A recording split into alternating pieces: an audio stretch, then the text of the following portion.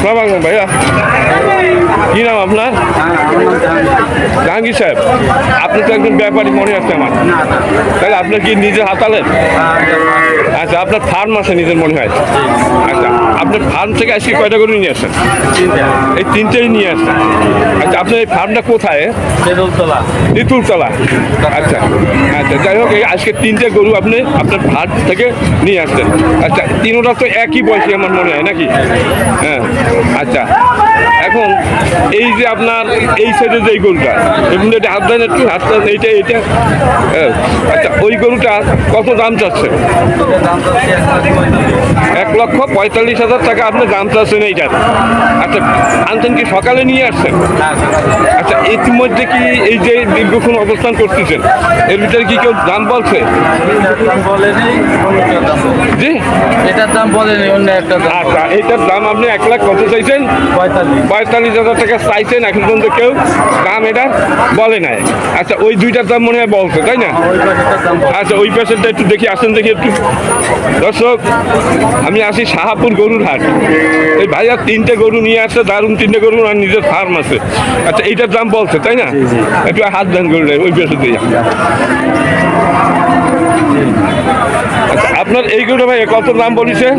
দাম বলছে 1,17,000 দাম বলছে। দারুণ আপনার গরু তিনটা একই সাইজের। এই বয়স তো 3 বছর হয় না, হয়েছে? হ্যাঁ, 3 বছর হয়েছে। আচ্ছা, যাই হোক, এখন 3 বছর বয়স হয়ে গেলে এ তো আপনার দারুণ তিনটা দেখার মতো গরু। আচ্ছা, এই যে আপনার এইটা সবথেকে বড় মনে হয়, এই মাঝখানেরটা, তাই না? আচ্ছা, এইখানে মাঝখানেরটার কাছে একটু আসুন যাই ভাইয়া। এই যে আপনার এই যে মাঝখানের গরু, এইটার দাম কত চাইছেন? হ্যালো, একটু এই দিক ফেরেন, এইদিকে দিয়ে আপনার দিকে। এটার দাম কত চাইছেন? এইটা ভাই, এইটার দাম কত চাইছেন? 1,50,000। আপনার 1.5 লাখ টাকা চাইছেন। দারুণ একটা বাছুর, বাছুর বলা যাবে না, একটা গরু। হ্যাঁ। আচ্ছা, তাহলে ইতিমধ্যে কোনো মানে যারা ক্রেতা, তারা কি এটার দাম বলছে? কত বলছে? 1,22,000 দর্শক, 1,22,000 পর্যন্ত এইটা বলা হয়েছে। উনি 1.5 লাখ টাকা চাচ্ছে।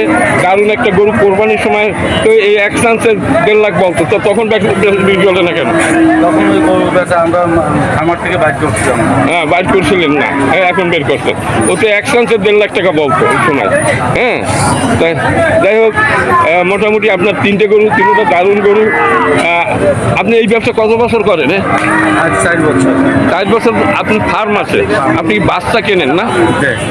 আচ্ছা, মানে যেমন এখানে 20, 30, 35 দুধের গরু আছে, আর এমনি বাচ্চা গরু কিনেও বড় করা হয়। আচ্ছা, আমি বলি, আপনি যখন এই গরুটা কিনছেন, কয় বছর আগে কিনছেন? 2 বছর। 2 বছর আগে, 1.5 বছর আগে বাচ্চা কিনেছেন। বাচ্চার বয়স মানে 6 মাস 7 মাস এরকম, 8 মাস।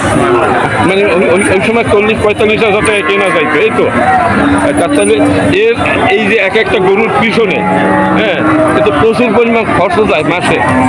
হ্যাঁ। আচ্ছা, যাই হোক, এখন যে আপনি ফার্মের অভিজ্ঞতা 4 বছর, এই 4 বছর অভিজ্ঞতার থেকে আপনার কি মনে হয় যে না, যদি ঠিকমতো মানে এদের লালন পালন করা যায়, তাই ফার্মের ব্যবসায় লাভ আছে? হ্যাঁ। বর্তমান যে দুর্গম বাজার খাবারের, গরুর খাবারের, এতে ব্যবসা করতে সমস্যা। যাই হোক, এই গোখাদ্যের যে দাম, প্রচুর পরিমাণ দাম। হ্যাঁ, আর এর একটা পিসের মাছের নিচের সঙ্গে 300 টাকা খরচ। ডেইলি 300 টাকা খরচ। না, ডেইলি 300 টাকা ডেইলি হলে 9,000 টাকা মাসে খরচ। আমি যেটা বলবো মাসে ডেইলি খরচ, আমি ভুলে বলছি। ডেইলি 300 টাকা খরচ, মাসে আপনার 9-10,000 খরচ যায় একটা গরুর পিসে। 1.5 বছর যদি আপনি পালিয়ে থাকেন, তাই 1.5 বছরে 18,000 টাকা কত, মানে কত যাচ্ছে মাসে, যাচ্ছে আপনার খরচ 10,000। তাইলে 18 মাস, 18 10কে 180। তাহলে এইভাবে যদি আমরা হিসেবে করি, তাহলে তো লাভ নাই। আগে ছিল যে সময় গরুর খাবারের মূল্য কম ছিল, তখন ব্যবসা ছিল। এখন এই ফার্মের ব্যবসা, মানে গরুর লালন পালন করে কোনো লাভ নেই, মানে লসের ভিতরে আছে, তাই তো? আচ্ছা ভাই, আপনার সাথে মেলাক্ষণ কথা বলছি। আপনি ধৈর্য সহকারে মানে আমার এই ভিডিওটা করার জন্য সহায়তা করায় আপনাকে আমি ধন্যবাদ জানাচ্ছি এবং আপনাকে হাজার হাজার সালাম জানাচ্ছি। ভালো থাকেন, সুস্থ থাকেন।